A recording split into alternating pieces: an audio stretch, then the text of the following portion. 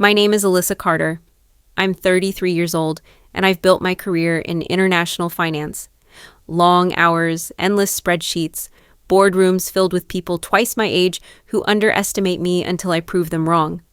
On paper, it all sounds powerful. But behind the glossy business card, the truth is darker. For years, I've been nothing more than treated like a walking bank account to my family.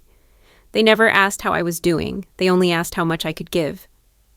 And then came the day they decided to take everything. It started with a video call.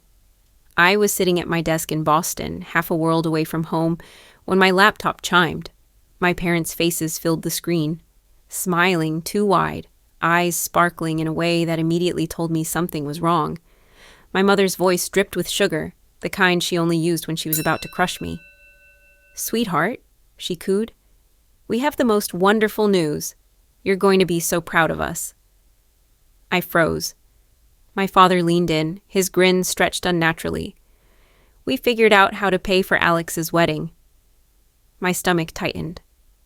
The wedding? My younger brother's ridiculous $200,000 spectacle. He wanted chandeliers dripping from the ceiling, a ballroom straight out of a royal palace, and flowers shipped in from Europe. And of course, my parents had promised to give him everything he wanted. Before I could ask how, my mother delivered the blow with a casual laugh. "We sold your apartment downtown. Isn't that perfect? You weren't even using it, and now Alex's big day is saved." The words hit me like ice water. "You sold my apartment?" "Yes," Dad said proudly. "We even got an excellent price for it. More than enough to cover all the expenses. Think of it as your wedding present to your brother." And that was when Alex himself shoved his way into the frame, his smug grin filling the camera. "Thanks, sis. Best wedding present ever. You finally did something useful for me." He laughed. My parents laughed. And I sat there in silence, forcing my face into a mask I'd perfected over the years, a smile that didn't reach my eyes. But inside, humiliation burned. They had taken the one thing that was truly mine, my apartment, my sanctuary, the proof that I had built something on my own, and turned it into confetti for Alex's over-the-top wedding. And they had the audacity to mock me, to thank me like I was nothing more than their servant. For a split second, I wanted to scream, to slam my laptop shut and break something in the quiet of my office. But years of being underestimated, years of corporate negotiations and swallowed pride, had taught me the art of silence. So instead, I leaned back in my chair, kept my voice calm, and said only one thing. "Of course, Alex, I'm glad you're happy, but maybe you should check your mail soon." The words hung in the air. My brother frowned, confused. My father chuckled like I'd told a harmless joke. My mother tilted her head, clearly dismissing me. They had no idea what I meant, but I did. I ended the call before they could press me further. Their laughter cut off abruptly, replaced by the hollow reflection of my own face on the black screen. I stared at myself, steady, unflinching, and felt something shift inside me. That was the moment the balance of power changed. They thought they had won. They thought they had humiliated me into silence. But what they didn't realize was that I wasn't the same girl who used to hand over my paycheck just to earn scraps of affection. No, I had been preparing for this moment far longer than they knew. I whispered it into the empty office, like a promise to myself. They think they've beaten me, but this is just the beginning. Because the truth, the secret I had carried alone for years, was that their entire lives were balanced on strings I had tied, strings they couldn't even see. And now, with one tug, I could let it all unravel. So yes, they laughed at me that day. Yes, they mocked me with, "Thanks for the wedding present." But soon, when they opened their mailbox, their faces would pale, and for the first time in their lives, they would understand exactly who they had betrayed. Not their daughter, their lifeline. And I was done saving them. The call ended, and the office fell still. Fluorescent light hummed over gray carpet. The cursor blinked on a blank screen as if daring me to move. Heat flushed under my collar, and the old weight of family talk settled on my chest. I dropped my shoulders and breathed, until the anger cooled into something steady. At work, people see travel, neat blazers, and a calm face in tense rooms. They never see the spreadsheet hidden in a private folder. Each line is a payment I sent to keep my first home from falling apart. Mortgage due, card maxed, utility warning, transfer completed. Months turned into years. Duty dressed itself as love, and I wore it like armor that never came off. That armor was fitted when we were children. Alex was the crowned prince from the day he came home. I remember his first birthday. The kitchen swelled with balloons. I stood on a chair washing dishes because guests were arriving, water-soaking sleeves already too short. My father lifted Alex and called him our future. I wiped the counter and learned how it felt to be necessary and unseen. Alex got the new bike with a ribbon. I walked to school in torn shoes, telling myself strength meant sacrifice. By high school, I worked evenings, rolling silverware, saving every tip for college, until my parents redirected it to Alex's camp. College did not fix the hierarchy. I took loans and 2 campus jobs. My mother called on Sundays with soft questions that became requests. Your grandmother needs a medication. Your father's truck is rattling again. Family first, my dad would say when he took the phone. Not advice, an order. I skipped dinners and wired money that left my own account gasping. After graduation, I moved into finance, and the pressure changed shape. Alex wanted designer suits because first impressions mattered. My mother cried when I hesitated. She said he deserved one easy start. I sent the money and stared at an empty pantry in my studio. The apartment became my proof. I closed with a notary on a bright morning and carried the keys until the metal marked my palm. I painted one wall the color of deep water and unpacked my books. It smelled like plaster and promise. When my parents finally visited, my father walked from room to room and declared it a family asset. My mother opened the cabinets and smiled like she had found a pantry built for celebration. I stood by the window and pressed my thumb into the cold glass. Work hardened me. Nights blurred into screens and meetings across time zones. The laptop flickered whenever the building heater clicked on. In that quiet, I thought about safety and why mine always felt rented. Requests grew bolder as Alex floated through. His mid-20s, speeding tickets, a lease he did not read, a birthday trip that turned into an emergency. He called when restaurants asked to hold his card at the bar. Each transfer snapped another thread inside me. The stakes were bigger than numbers in a cell. If I kept paying, they would keep calling it love. If I stopped, the house would shake and they would call me cruel. Either way, I played the villain. That is how abuse works. It turns generosity into a trap and names it family. I began to map outcomes the way I build scenarios at work. One path left me empty for another decade. The other blistered but ended in sky. Quietly, I protected what little was mine. I moved important papers where grasping hands could not reach. I copied records and stored them without shared keys. The phrases were clean and short. No apologies, no debate. I would not beg to keep what I earned. When the mortgage came due and payments slipped, I wired money and never signed my name. This was the ledger I carried into that call. Expectations stacked until standing straight looked like arrogance. They believed they could take the apartment and still own my silence. They did not expect me to measure the balance and say enough. And I had reached enough. My mother's power was never loud. It was sugar on the tongue. She framed each request as a test of my heart. A good daughter would understand. A good sister would help. When I hesitated, she sighed.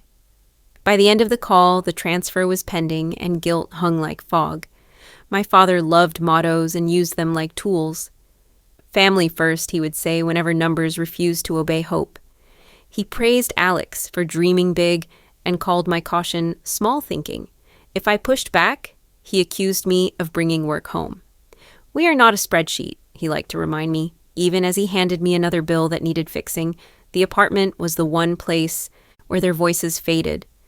I chose furnishings slowly and bought a second-hand table with scuffed legs. I cooked simple meals and ate by the window. The laptop flickered when the building heater clicked on. On weekends, I ran a cloth over the sill and felt the grit collect. It reminded me that stability is not given. It is maintained. That ritual was the first thing I thought of after the call. If they could take the space, they still would not own the work that built it. That distinction mattered because it meant I could rebuild after a loss. The glow of the computer screen stretched across my desk when the ringtone cut through the stillness. I adjusted my blazer and clicked to accept. My parents' faces filled the frame, both smiling with the kind of glee that meant something dangerous was coming. My mother leaned forward, her eyes wide with excitement, her voice pitched in that high, syrupy tone she used whenever she wanted me to agree, before I even heard the request. "Sweetheart," she said, "we finally solved the problem. Alex's wedding is saved." The sentence dropped into the room like a stone in water. My father's face appeared beside hers, practically glowing. His hand rested on her shoulder, and he spoke with theatrical pride. "Yes, we found the perfect solution. We sold your downtown apartment. Isn't that incredible? It covered everything and even left us some breathing room. You should be proud, Alyssa." My heart stopped. My hand gripped the armrest so tightly that my knuckles turned white. My apartment, the one place that belonged only to me, the space I had paid for with endless nights of labor, gone. Sold. My chest burned, but my face remained still. "You sold my apartment?" My voice came out low, controlled, but inside I was screaming. "Yes," Dad answered with a nod. "We got an excellent deal, and it was just sitting there unused while you traveled. This way, it benefits the family. Alex gets the wedding he deserves, and you can always buy another one later." As if on cue, Alex shoved into the camera view, his grin arrogant and careless. He looked like a man who had just won the lottery with someone else's ticket. "Thanks, sis. Best wedding present ever. You finally did something useful for me. Grand hall, orchestra, imported flowers. It's all happening because of you. Don't worry. I'll make sure to tag you in the wedding photos." His laughter filled the call. My parents laughed with him, their joy almost deafening through the speakers. I sat frozen, the only one not celebrating. Years of swallowing humiliation had taught me how to lock my emotions behind a mask. I pulled that mask on now. I forced a smile. My voice carried a calmness that even surprised me. "Congratulations, Alex. I'm sure it will be beautiful." He clapped his hands together like a child. "Knew you'd understand. You're the best sister ever." The words twisted like a knife. They weren't gratitude. They were mockery. Every ounce of me wanted to shout, to demand answers, but I kept my face neutral. Silent reaction is a shield when you know the people on the other side only care about what they can take. I swallowed hard and asked quietly, "How exactly did you manage to sell property that was in my name?" A flicker crossed my father's expression, but he quickly forced a smile back into place. "Well, technically, yes, your name is on the deed. But we've been managing things for you while you're abroad, and you know how these things go. Family, helping family. We handled the paperwork ourselves." The room spun. My mother added quickly, her voice shifting into that defensive sing-song. "We didn't want to bother you with details. You're so busy. We just signed what needed to be signed. That's what families do. It's all for Alex's once-in-a-lifetime moment." It hit me then. They had forged my signature. They had crossed a line not just of morality, but of law. Fraud, delivered with a smile. "You forged my documents," I said slowly, the words bitter on my tongue. "That's such an ugly way to put it," Mom protested, her face dropping into an offended pout. "We look out for each other. Don't make it sound criminal." Alex rolled his eyes.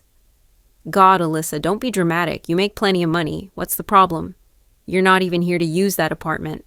At least now it's funding something meaningful." Meaningful. That was the word he used.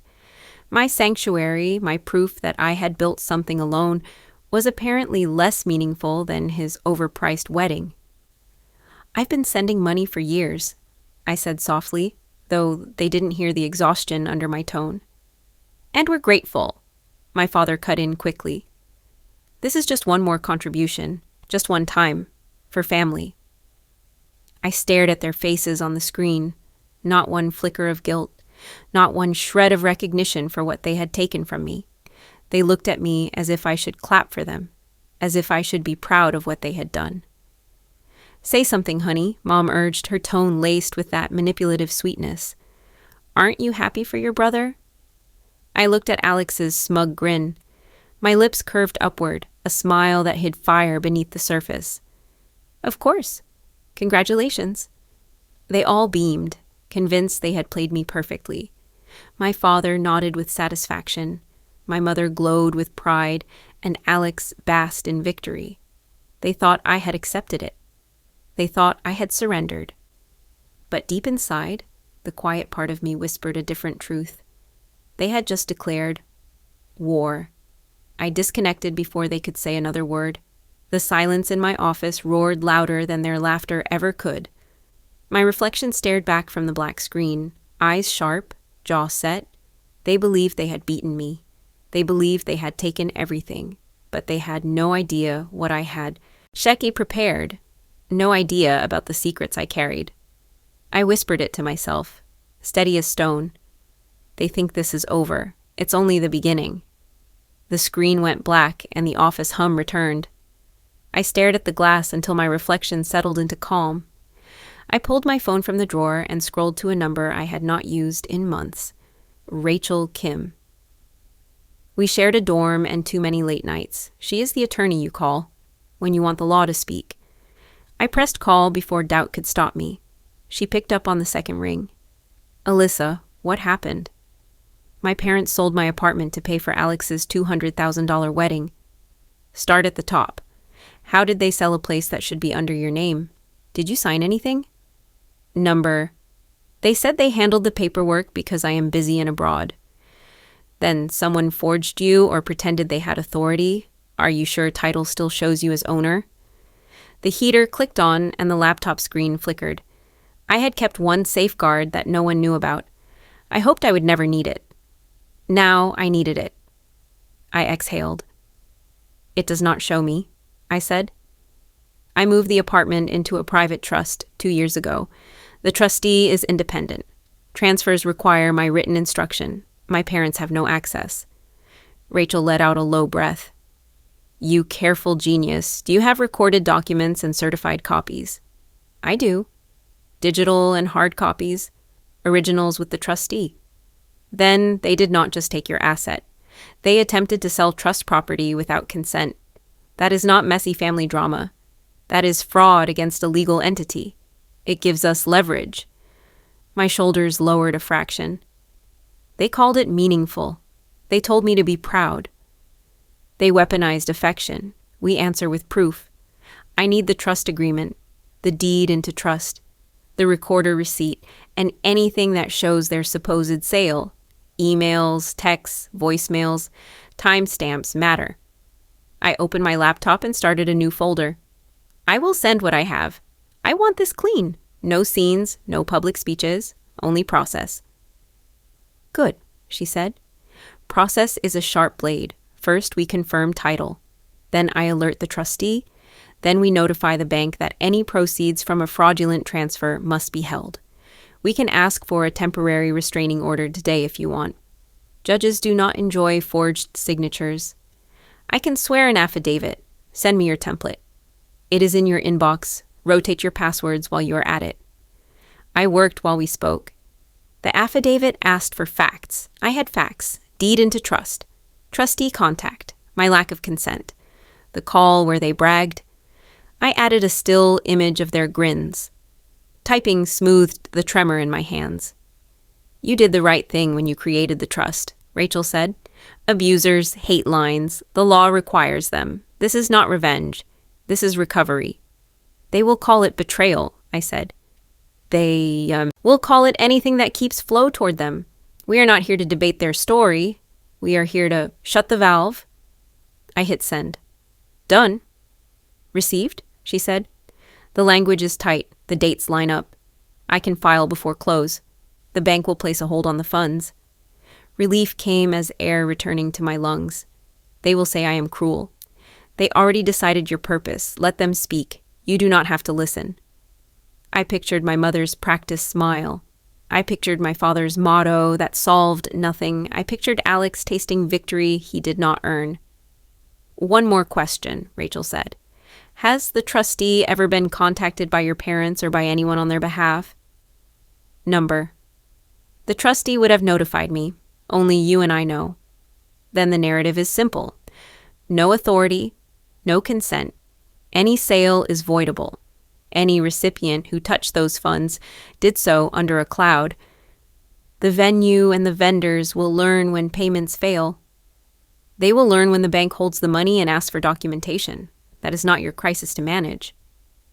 I looked around the office. Coffee sat cold by the keyboard. Papers lay in tidy stacks.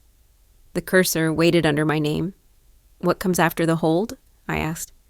We move for an injunction if needed. We prepare a notice of claim on behalf of the trust. If your parents try to spin a tale online, we do not chase it. We show documents. Facts are patient. Keep breathing, and they will win. That helps, I said. I am not doing you a favor. I am reminding you of your rights. Text me if they call again. Do not engage. Save everything. Eat something with protein. Drink water. A laugh escaped. It sounded like it belonged to someone who might sleep tonight. Survival rules do not change, she said. We ended the call. The office hum rose and fell.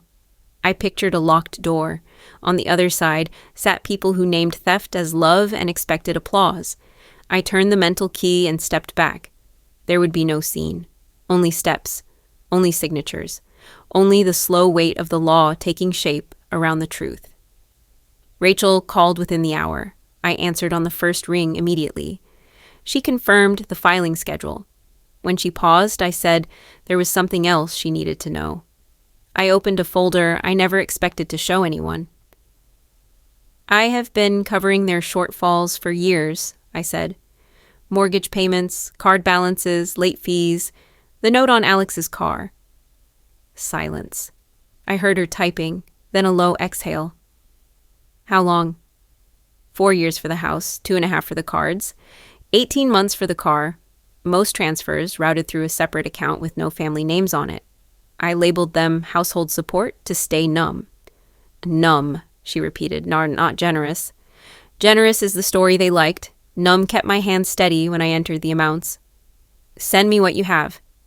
I dragged files into an in-key. Email, bank confirmations, screenshots, statements with sensitive parts redacted, a calendar that marked payday, and the many other days when someone needed saving.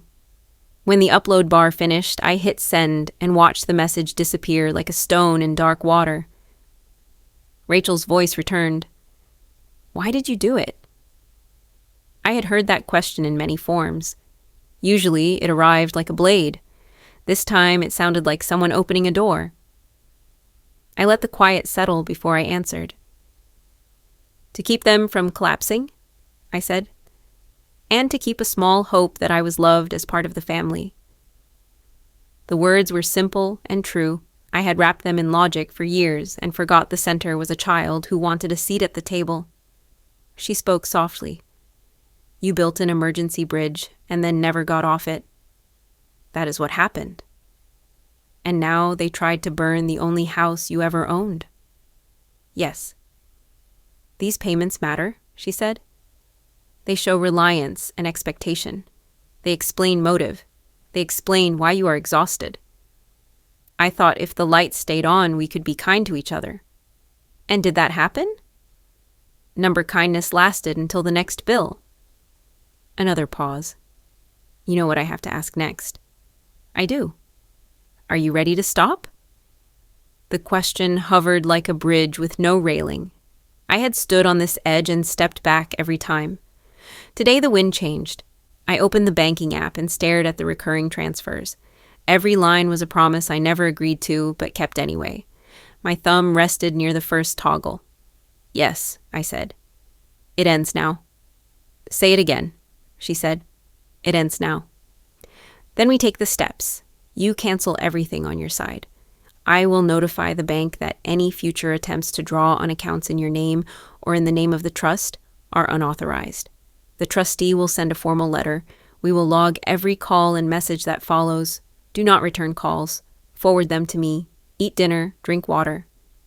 I canceled the first transfer, then the second. Each click lifted a weight from my ribs. By the third, my hands stopped shaking. When the list was clear, I took a screenshot and saved it with the evidence. They will say I abandoned them, I said. They will say anything that keeps you tired, Rachel replied. People who build their lives out of your energy will always call rest a betrayal. My throat tightened. I breathed until it eased. I needed the calm voice in my ear the way a swimmer needs a line to a boat. Remind me of the next step, I said. You already took it, she said. The rest is paper and time. The hold will land. The trustee will close ranks. If they try another channel, the bank will see the flag. You are allowed to stop. Outside the window, evening turned the sky to slate. Across the alley, a lamp flicked on and a shade slid halfway down. I watched the light and thought of the years I worked, so my family could be loud under their roof while mine stayed quiet. One more thing, she said. When the story shifts online, do not explain yourself to an audience that feeds on pain.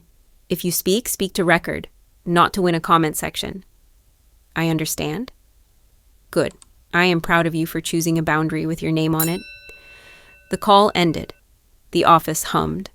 I pushed my chair back and stood to stretch. My body felt heavy and light at once.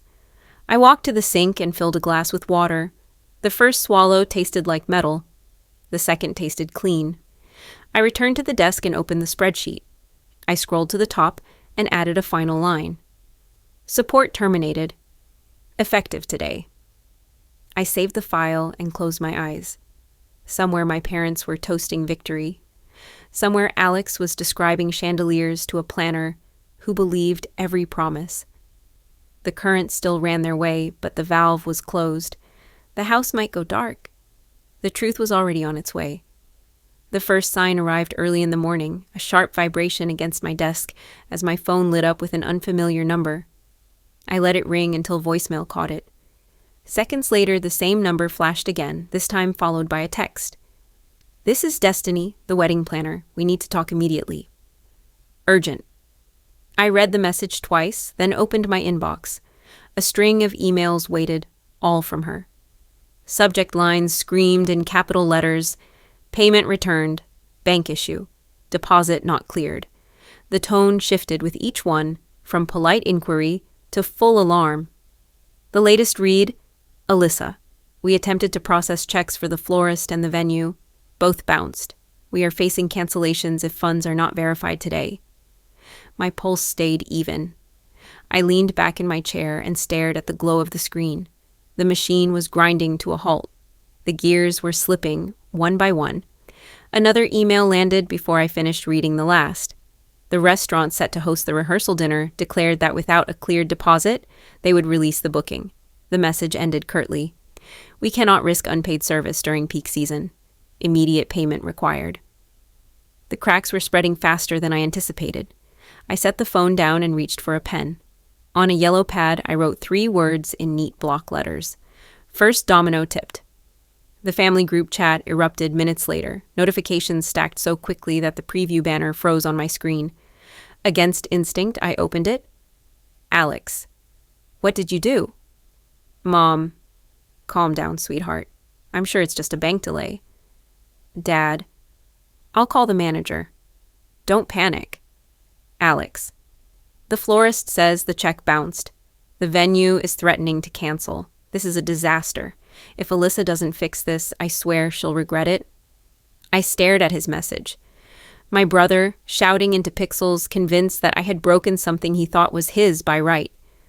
Another flurry came seconds later. Alex, you're ruining my life. Do you hear me? My life. Mom, please, honey, don't type things like that. Dad, Alyssa, respond. We need to handle this together. I let the screen dim. Silence has weight when you place it in the right hands. Instead, I took a screenshot of the entire thread and forwarded it to Rachel with a short caption. It's starting. Her reply was instant. Good. Document everything. Let them spiral. Don't intervene. The phone buzzed again. Destiny left a voicemail this time. Her voice cracked under the effort to remain professional. Ms. Carter, I don't understand what's happening. Your parents insisted the funds were secure, but multiple vendors are contacting me. I cannot move forward without cleared deposits. Please call me before noon, or services will be canceled. I played the message twice, noting the timestamp, then archived it. Outside my window, the city kept moving. Horns, footsteps, a bus grinding its brakes. In my office, the storm gathered inside a glass screen. By late afternoon, the group chat looked like a battlefield. Alex, I knew you were jealous. You can't stand me having one good thing. Mom, stop blaming your sister. This is a misunderstanding. Dad, I've left 3 voicemails, Alyssa. Call me back. Alex, you're pathetic. You'd rather see me humiliated than help your own family. Who does that? I read every line with the detached clarity of someone observing strangers. They had built this tower of glass, and now they watched it crack from the inside. The planner called again. This time she added, if deposits don't clear by 5, the band will walk. They already received another offer for that date. Her voice carried the edge of someone drowning while others clapped on shore. I closed the email and poured water into a glass. My hands were steady.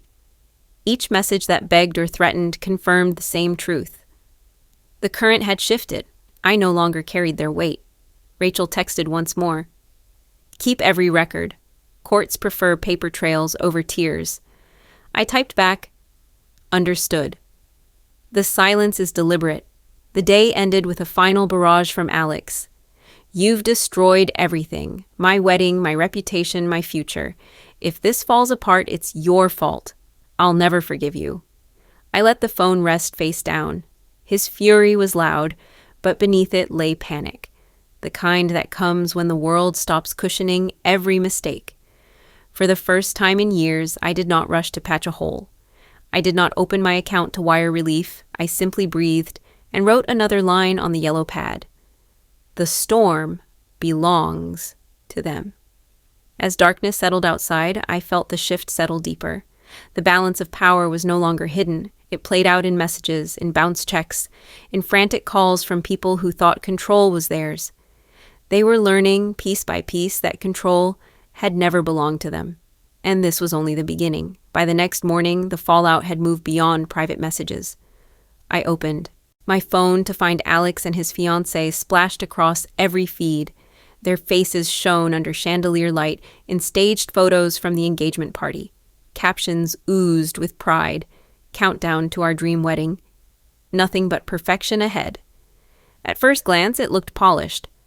But underneath, the comment section told a different story. Didn't the grand view already pull your date? My cousin works at that restaurant. She said the deposit bounced. Living large on monopoly money, I see. I scrolled further. The tone sharpened with each reply. What was meant as a victory lap became a slow-motion collapse in public. His fiancée, Claire, tried to counter with glossy images of the dress fitting and the imported floral mock-up. She captioned one post, every detail locked in, no stress here. But the internet is cruel when it smells weakness. Locked in? Or locked out when the checks bounce? Vendors don't lie. Somebody's broke. Imagine bragging when half the town knows the bank said no. Each new jab landed harder than anything I could have said. I didn't have to. The crowd did it for me. By afternoon, the story spread beyond friends. A local gossip page reposted screenshots of the comments with the headline, Dream Wedding in Trouble. Family drama brewing behind the scenes. The post collected hundreds of likes in minutes. I sat at my desk, the blinds half closed against the glare, and watched the unraveling with quiet detachment. Years of being dismissed as boring, too serious, too rigid. Now the same control that made me invisible had turned me untouchable. I didn't need to argue. The silence let truth echo louder. Rachel called after lunch. Have you seen the feeds? Yes, they're imploding. This is useful. Public humiliation adds pressure. Courts don't care about gossip, but desperation drives mistakes. Watch for missteps. I smiled faintly. They're already making them. She didn't need more explanation. The evidence was growing by the hour. That evening, Claire posted again.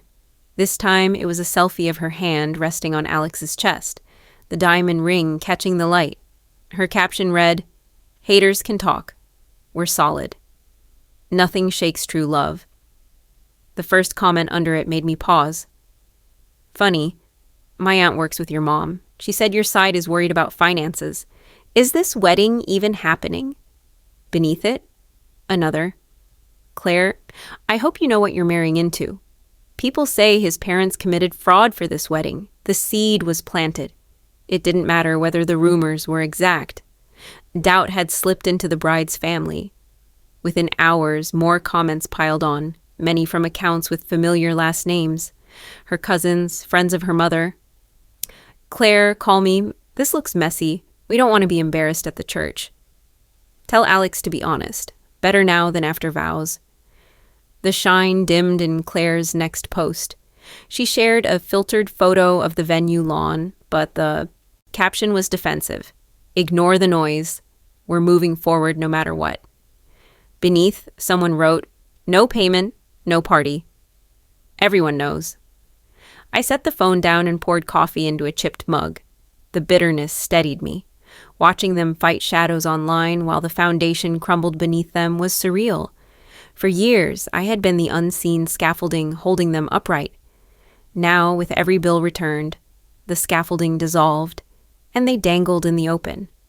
Late that night, I received a message from an unknown number, Claire's sister. "Alyssa, I don't know you well, but can you tell me what's happening? My parents are nervous. They're saying Alex isn't being truthful about the wedding funds." I stared at the screen, weighing the power of reply. I chose none. I archived the message and instead forwarded it to Rachel. Her response came back swift. "Perfect. Seeds of fracture. Don't engage. Let them doubt each other." I leaned back, closing my eyes for a moment. The image came easily. Alex scrolling his phone, rage building as strangers mocked him, while Claire faced questions from her family she couldn't answer. The gap between their glossy story and reality widened by the hour, and in that gap, truth thrived. The next morning, the gossip page updated its headline, "Vendors pull out, bride's family concerned. Is the $200,000 wedding collapsing?" They quoted an anonymous source, likely one of the very vendors who had called me, saying that payments had not cleared and patience had run out. Claire tried to fight back, but her replies were brittle. Alex posted nothing. Silence from him was louder than words. I copied the link and sent it to Rachel with a single line. "The facade is breaking." Her answer, "Exactly as planned. Keep watching. The more public the humiliation, the less room they have to maneuver. Pressure will mount until something gives." I set the phone aside and let the hum of the city seep in through the closed window. The balance of power had shifted, not in a dramatic clash, but in steady cracks spreading through glass. My parents and my brother had mocked me for being too cold, too measured. Yet it was those very qualities that allowed me to sit here now, unshaken, while their empire of appearances dissolved online. And this was only another domino in the line. Rachel's name appeared on my phone late in the afternoon. Her tone carried the clipped sharpness of someone who had just finished a sprint through a courthouse. "It's done," she said. "I filed the injunction first thing this morning. The judge signed a temporary restraining order. The funds from the fraudulent sale are frozen effective immediately." For a moment, I didn't answer. I let the words hang in the air, savoring them like a final note in a symphony. Then I asked quietly, "So the money is locked?" "Yes, the account cannot be touched until the court reviews full evidence. No withdrawals, no transfers, no games." I felt my lungs expand, slow and steady. A tide had shifted. For years, the current had dragged me under, every paycheck funneled into debts I didn't owe. Now the water pulled in their direction, heavy and merciless. When I opened my email later that evening, the confirmation sat in bold letters at the top of my inbox. It came from the bank's fraud division, Official letterhead crisp and merciless. All accounts associated with the disputed property transaction have been placed under hold, pending judicial review. I whispered the line aloud. The account is locked. The words slid across my tongue with an unfamiliar taste. Justice. The group chat lit up within the hour. Dad. What the hell is happening with our account? The bank says funds are under investigation. Mom. Sweetheart, please explain. They're saying the sale isn't valid. That can't be true. Alex. You're behind this, Alyssa. Admit it. You did this to ruin me. I read each line in silence, then tapped the screenshot button. Documentation mattered more than reaction. I forwarded the images to Rachel with a short note. They noticed. Her reply came swift. Good. Don't answer. Let the freeze do the talking. That night, I poured tea and sat by the window, city lights blurring against the glass. For once, I wasn't racing to fix their panic. I wasn't calculating how to juggle my own rent with their overdue bills. I let their desperation unfold without me.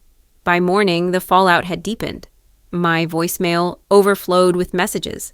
Dad's voice barked at first, then cracked into pleas. Alyssa, please, we need to talk.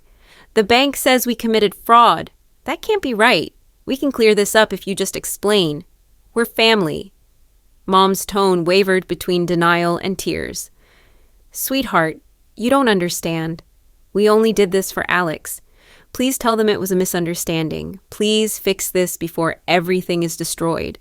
Then Alex shouting into the receiver, fury dripping from every syllable like, You've ruined my wedding. Do you hear me? My wedding. You think this makes you strong? It just proves you're pathetic. Nobody's going to love you after this. I sat through each voicemail with the same stillness I carried in boardrooms. I noted the timestamps, saved the audio files, and archived them into a folder marked evidence. The satisfaction wasn't loud. It was quiet, cold, exact. Like the click of a lock turning into place. By midday, Rachel called again. The bank confirmed they served notice to your parents. The investigators spoke directly with them this morning.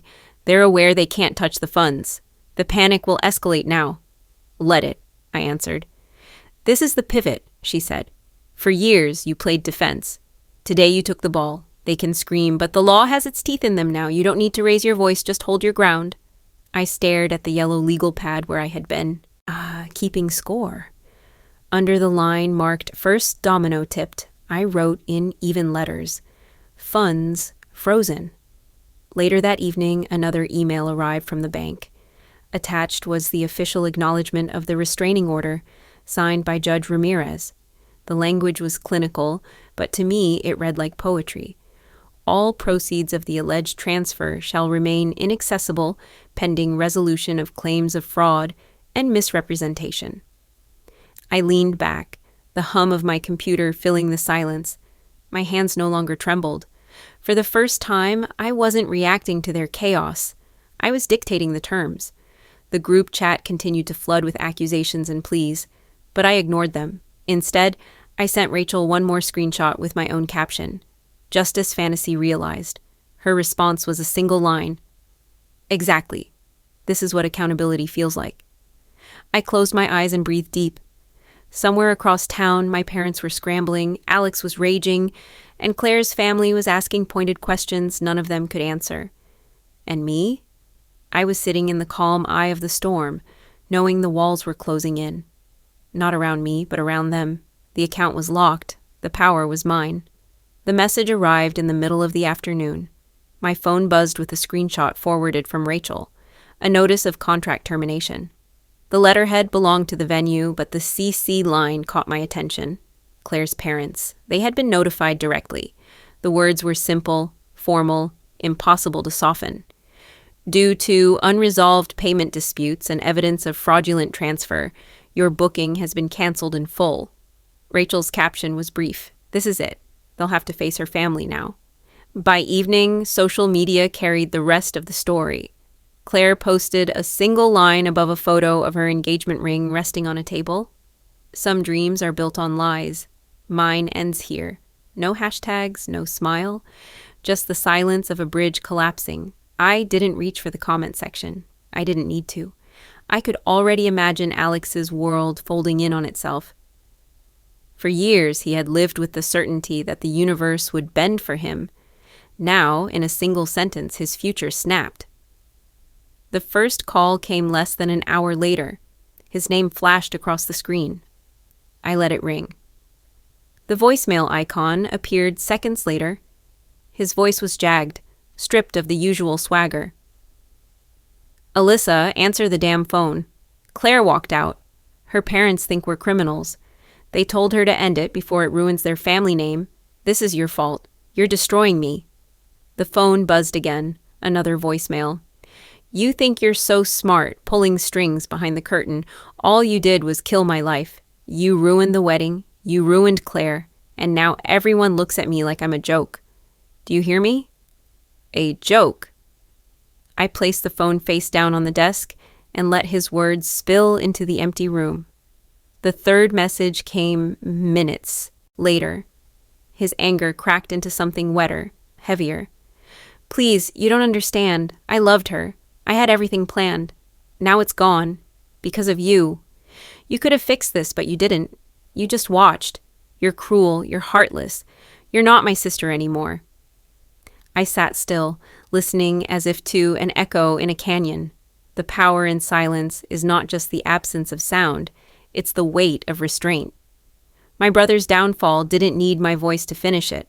The truth itself had teeth sharper than anything I could say. The next day, Rachel called to confirm what I already knew. Claire's family made it official. Engagement canceled. They sent notice to his parents, too. "It's over." I said. "She'll recover. She has support. But Alex won't. He was raised on the promise that someone else would carry him. Now that scaffolding is gone." Her words landed with a dull finality. I nodded, though she couldn't see me. That evening, I checked voicemail again. Alex's final message was waiting. His tone was broken, a desperate whisper slipping into rage at the edges. "You've destroyed everything. My wedding, my future, my chance at happiness. I hope you're proud. You'll die alone with nothing but your money and your cold heart. Meanwhile, I'll be the one everyone pities. You turned me into a tragedy." I let the message end. I didn't save it. I didn't delete it. I simply let it sit, suspended between noise and silence. Justice doesn't always arrive with applause. Sometimes it's the quiet unraveling of someone who never thought the mirror would show them their own reflection. In the stillness of my office, I whispered the only response I would ever give him. "You did this yourself." But I never pressed call. The night after Claire ended the engagement, the calls stacked like waves. My phone lay face down on the desk, screen pulsing in the dark with missed numbers and urgent voicemail icons. I did not touch it. The wall clock clicked a slow metronome. Each vibration lined up with the tick, and the room cooled as if the air had learned the rhythm of panic. I played the first message. My father came in too loud and already frayed. The bank would not release the money. There was talk of fraud and improper authority. "We were a family," he said, "and I needed to fix the misunderstanding." I saved the file and noted the time. My mother followed. She sounded like someone bracing a door. The house was at risk. Men do not sleep when foreclosure papers move. I could end this by telling the bank the sale had our blessing. She called it a simple favor and then called it love. I saved that one too. The screen flashed again. I did not answer. The phone's hum merged with the clock until the room became a machine that measured need. I had paid for silence my whole life. Tonight I kept it for myself. The family group chat pinged with fresh pleas. My father wrote that neighbors were asking questions. My mother said church ladies had stopped by to pray and left with tight faces. Dignity was at stake. Reputation could not survive public shame. Alex said I had made us a joke. I forwarded screenshots to Rachel with a single line, "Recording." Her reply arrived under a minute. "Good. Do not respond. The more they perform, the clearer the record." I crossed to the window, the glass fogged with one breath. My apartment felt steady under my feet. Another voicemail landed near one. My father again, the bark gone from his tone. The banker used the word injunction. The judge's order bore his name. He asked me to remember who paid for prom photos and who climbed on the roof to hammer back shingles. He asked how I could do this to people who gave me everything. I saved the message and closed my eyes. Alex got the new bike with a ribbon. I walked to school in torn shoes, telling myself strength meant sacrifice. The phone buzzed again. My mother had switched tactics. Her voice shook. My father's chest hurt from stress. Boxes from the roof repair still lined the hall. The living room smelled like dust and lemon cleaner. Be a good daughter. Come home and fix it together. I sat on the floor and listened to the radiator hiss. The vibration arrived on the tick. A single tear slid hot across my cheek. I wiped it with my sleeve, then opened a new note and wrote 3 lines. I did not cause this. I will not repair it. I will document everything. The next call arrived as a video request. My mother's face filled the preview. Her mouth trembled. I watched the tiny moving picture for 5 rings and let it expire. Silence is a choice. Tonight it was also evidence. I texted Rachel. What if they try the bank again tomorrow? Her response was simple. The hold is firm. Trustee notices go out at dawn. If they push, the record will show intent. Rest. At 2, I made tea. Steam fogged my glasses. I thought about dinners where bills sat under the salt shaker like a second place setting. My father would say family first and slide the envelope toward me. I would nod and say I could help. That ritual trained my body to lean forward whenever a request entered the room. Tonight I leaned back. 3 more voicemails arrived while the tea cooled. In the first, my father promised he knew a lawyer who understood family realities if I would stop whatever I had started. In the second, my mother said she never would have signed anything if she had known about the trust. In the third, she slipped and said the word forged. I rewound until the syllables were clear. Forged. Not borrowed, not blessed. Forged. I saved the clip and labeled it admission. Anger rose and ebbed. I wrapped my hands around the mug until heat replaced the shake. I pictured the house when I was little. Dried glue on the craft table. Winter light over the driveway. A dent in the hall from a chair shoved too hard. There was love inside those walls once. There was also the lesson that love could be used like rope. The phone vibrated one last time near 3. My mother's message was a whisper. We are a family. You must save the house. I set the phone down and listened to the clock. Tick. Then the quiet between ticks. Sorrow crossed my skin like a shadow. I let it pass without asking it to stay.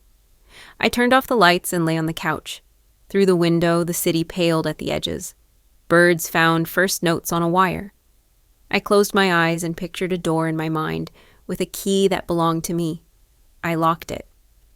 On the desk, my phone flashed another missed call and then finally went still. The next morning, I walked into the bank with a folder under my arm. The marble lobby smelled faintly of polish and ink, the air too clean, too cold. My heels struck the tile with measured rhythm. For years, I had come here only to move money in their favor, wiring funds to cover overdue bills, arranging payments they never saw, quietly erasing their failures before anyone else could notice. Today, I arrived for the opposite. The teller recognized me and gestured toward the back offices. Minutes later, I sat across from a manager in a dark suit who carried a pen clipped neatly to his folder. He greeted me with the cautious warmth reserved for clients who bring both money and problems. I understand you requested this appointment to review household accounts, he began. Yes, I said, sliding the folder across the desk. I want every automatic payment tied to my accounts terminated. Mortgage transfers, credit card coverage, vehicle notes, everything ends today. His brows lifted slightly, though he kept his voice even. May I ask if this is in response to the ongoing investigation? It is, I answered. But more than that, it is a decision long overdue. I am no longer responsible for debts that were never mine. He opened the folder and skimmed the documents Rachel had prepared. Bank records, trust agreements, proof of unauthorized sales. My name clean where theirs had smeared ink across lines they had no right to touch. "This is thorough," he said, tapping the papers. "If we follow procedure, you'll need to sign termination forms for each recurring payment. Once complete, no further funds will leave your accounts." He placed a stack of forms in front of me. The paper felt heavy, thicker than I expected, like it carried the weight of every dollar I had bled into their lives. I picked up the pen, its tip poised above the first line. For a moment, I let myself breathe in the silence. When ink touched paper, I felt it in my bones. 30 years of being the reliable one, the quiet one, the solution. They all narrowed into that thin blue line. Signature by signature, I withdrew from their story. Each stroke was final, clean, undeniable. With the last form, the manager paused. "This will end the mortgage support entirely. Without it, the account is already in arrears. Within 60 days, foreclosure proceedings may begin. Are you certain you want this outcome?" I met his eyes, steady. Yes. They made their choice when they forged mine. I am not their safety net. I am not their bank. I signed the page. The click of the pen against the desk echoed louder than it should have, like a gavel in a courtroom. The manager gathered the papers. "We'll process these immediately. You'll receive confirmation letters within the week." I nodded, stood, and collected my empty folder. As I walked out of the bank, the sun caught the glass doors, throwing my reflection back at me. My face looked sharper, less burdened, like someone who had just drawn a line so clear it could never be erased. On the steps outside, the city noise rushed in, car horns, snippets of conversation, a child laughing down the block. For years, I had moved through these sounds, carrying the invisible chains of obligation. Today, the air pressed different, lighter. I imagined my parents at their kitchen table, waiting for another quiet transfer to land, convinced I would rescue them again. Soon, the silence in their account would roar louder than any voicemail they left me. They would call it betrayal. They would call it cruelty. But I knew the truth. This was survival. As I crossed the street, my phone buzzed with another missed call. I didn't look. The vibration hummed against my palm, steady as the clock the night before. Only now it no longer pierced me. It rolled off like water sliding from stone. Back at my office, I placed the empty folder on the desk and whispered the words I had carried in secret for too long. "I am not their mobile bank anymore." The phrase settled deep, not bitter, not triumphant, just true. It was the end of one chapter and the quiet foreshadowing of the next. Because once foreclosure begins, nothing will stop the dominoes from falling. I knew the envelope would arrive on a Tuesday. Timing mattered. Rachel had made sure the letters went out certified, each one stamped with the seal of inevitability. By mid-afternoon, they would find the truth not from me, not from a phone call, but from their own mailbox. I pictured it clearly as I sat in my apartment. My father striding down the driveway, tugging bills and coupons from the metal box. My mother waiting by the kitchen counter, arms folded, already tense from days of unanswered calls. Alex pacing behind them, still convinced that anger could rebuild what arrogance had shattered. The envelope sat there among the clutter of ordinary mail, heavier than the rest. White, official, addressed to Mr. and Mrs. Carter. Inside, the foreclosure notice, the account history, and a packet of statements documenting every mortgage payment I had made for the last 4 years, every card balance I had erased, every transfer that had kept them standing while they mocked me as nothing more than a provider. When my father tore it open, silence must have filled the room. The kind of silence that makes clocks louder, the kind that drags on until breathing itself sounds wrong. My mother's eyes would have skimmed the lines, her lips parting as she read words she never thought belonged to her life. Foreclosure proceedings will commence unless arrears are resolved within 60 days. The second page revealed more. Payments previously credited to your account were made from a third-party entity, now withdrawn. There in black ink sat the name of the trust. My trust. The moment of recognition must have spread across their faces in waves, my father's jaw tightening, my mother's cheeks draining of color. Alex leaning over their shoulders, eyes darting across the numbers he had never bothered to understand. Then the realization would hit. Every dollar they believed came from luck or generosity had come from me. Every month I had covered their lives while mine shrank to a narrow room overseas, and now every stream had dried at once. I wasn't there to watch, but I didn't need to be. My phone caught the aftermath in messages that poured in one after another. From Dad, "We just got a notice." "Alyssa, tell me this isn't real."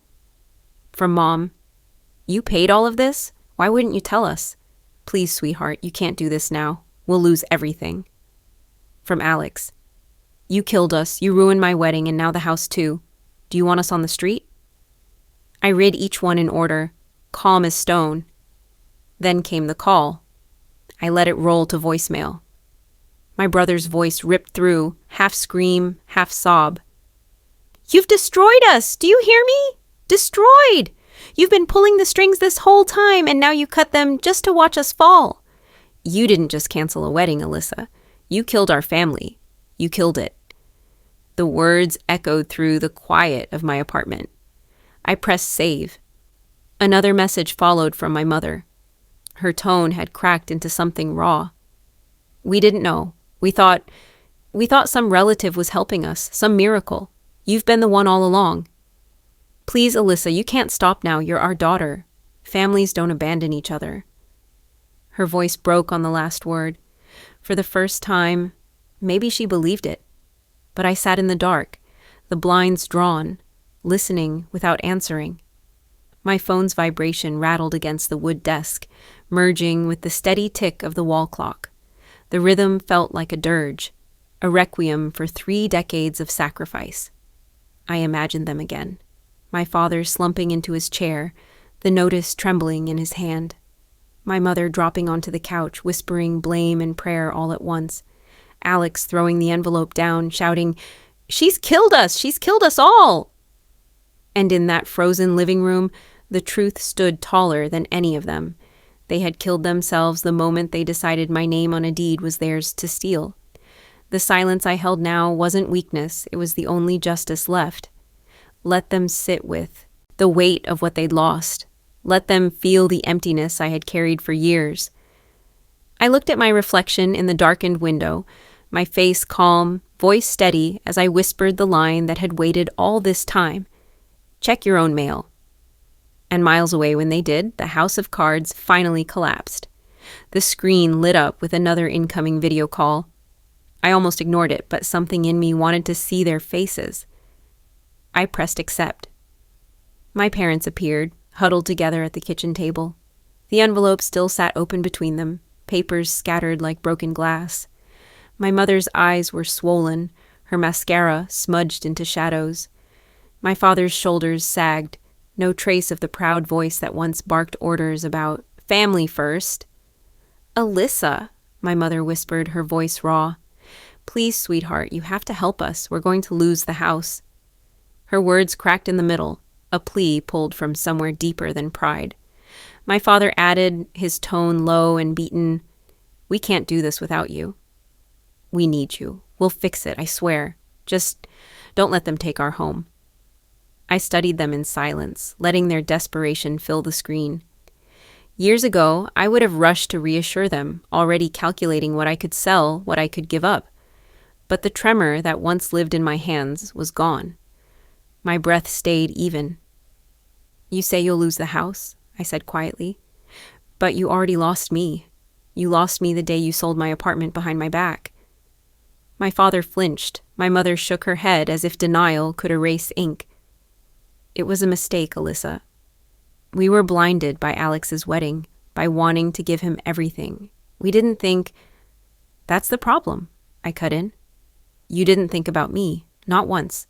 Not when you forged my name, not when you spent money that wasn't yours, not when you mocked me for being cautious, for working too much. I was never your daughter. I was your bank." "Please," my mother sobbed. "We're family. Families forgive. Families help." I leaned closer to the camera, my voice steady, almost cold. "Families don't sell each other's homes. Families don't forge signatures. Families don't use love as a leash." The words landed like stones. My father's eyes glistened. For the first time, he looked small. You want forgiveness, I continued, but you've mistaken silence for love. I stayed quiet for years, paying your bills, carrying your weight, hoping one day you'd see me. But you never did. And now you're shocked the silence has ended. Alex's voice suddenly cut in from off-screen. His face appeared, red and furious. You've killed us, Alyssa. Do you hear me? You've destroyed everything. You're selfish, bitter. I didn't raise my voice. I didn't even blink. No, Alex, I just stopped saving you, and when the saving stopped, the truth came out. He froze, his mouth open, then disappeared from the frame. My parents sat motionless. I let the silence stretch, the ticking of my own wall clock filling the pause. Finally, I spoke the last words they would hear from me. You keep saying you're about to lose everything, but I've already lost enough. I'm done losing. Before they could answer, I pressed end call. The screen went black. My reflection stared back. Calm, unshaken. For the first time in years, I realized the shaking had passed to them. The quiet climax wasn't thunder, it was stillness. And in that stillness, I felt free. The story didn't stay inside our broken walls. By the end of the week, it lived on every screen I opened. Headlines spread across gossip blogs and local news. Family sells daughter's apartment for $200,000 wedding. Then loses everything. Some used harsher words. Fraud at the altar. Or parents gamble. With house, daughter turns tables. Clips circulated online, stitched together with screenshots from the vendors, fragments of Claire's posts, and blurry photos of my parents leaving the bank with pale faces. The internet did what it always does. It chose sides. Some comments burned sharp. What kind of daughter lets her parents lose their home? Cold-blooded. Money over family. Disgusting. I read them without flinching. These strangers didn't know the years of sacrifice, the decades of being treated like an open vault. To them, the story was simple. I had power and chose not to save. But then, beneath the noise, other voices rose. She gave them everything, and they sold her house. Justice was served. I've been the Alyssa in my family. This hit me hard. Protect your boundaries. No one should be an ATM for people who call it love. Those comments lingered longer. They weren't strangers. They were mirrors. People who had stood where I had stood. Tired hands wiring money with hope that maybe this time it would mean love. I felt their words anchor me. Rachel called to warn me about the exposure. Once a story like this catches fire, it takes on a life of its own. Don't feed it, Alyssa. Just let it burn itself out. And I was done saving them. I promised I would, though part of me couldn't help but read. Threads on forums debated whether I was cruel or courageous. Videos on TikTok turned my silence into edits, captions flashing across images of slammed envelopes. She didn't yell, she didn't fight, she just cut the cord. Even the local news picked up the angle, interviewing neighbors who spoke in hushed tones about the foreclosure notices. One reporter summed it up on live television. Some see her as heartless, others call it empowerment. Either way, the daughter stopped being her family's bank, and the consequences fell where they should. I didn't post, didn't defend myself. My only statement was my silence. The same silence that had once kept me captive but now served as armor. Late at night, scrolling through another avalanche of commentary, I realized the viral storm had become more than spectacle. It was catharsis for people far beyond me. Every person who had been drained by family expectation found something in my story. Some called it revenge. Others called it justice. For me, it was survival. I closed the screen and whispered into the quiet of my apartment. Let them argue. I already know the truth. And in the echo of those words, I felt lighter, as if the debate outside was proof that my choice mattered. Not just for me, but for everyone who had lived the same hidden war. I unlocked the door to my old apartment for the first time in months. The air inside carried the faint scent of dust and furniture polish, but it no longer felt like mine. Every picture frame sat exactly where I left it, the shelves still lined with books I once stacked late at night. Yet the space looked foreign, like it belonged to a younger version of me who believed she could earn love by paying for it. I walked slowly through the rooms, fingers brushing along the counters. The apartment had been my proof of independence once. Now it stood as a reminder of how easily even something sacred could be stolen when trust was placed in the wrong hands. I knew then that I couldn't keep it. The trust had protected it legally, but my heart had already let it go. Selling was not loss, it was release. I stood by the window, watching the city lights flicker like scattered embers, and thought of the line that had carried me this far. Some bridges are meant to burn. I repeated it softly, feeling its weight. I wasn't walking away empty. I was walking away free. My phone rested in my palm. One by one, I opened the contacts that had bound me in invisible chains. My father's number, my mother's, Alex's. Each delete made the device lighter, as though the phone itself exhaled with relief. By the time the last number vanished, my hands no longer trembled. I slipped the phone into my pocket, knowing I had severed the final tie. There was sadness, yes, but not the kind that begged for repair.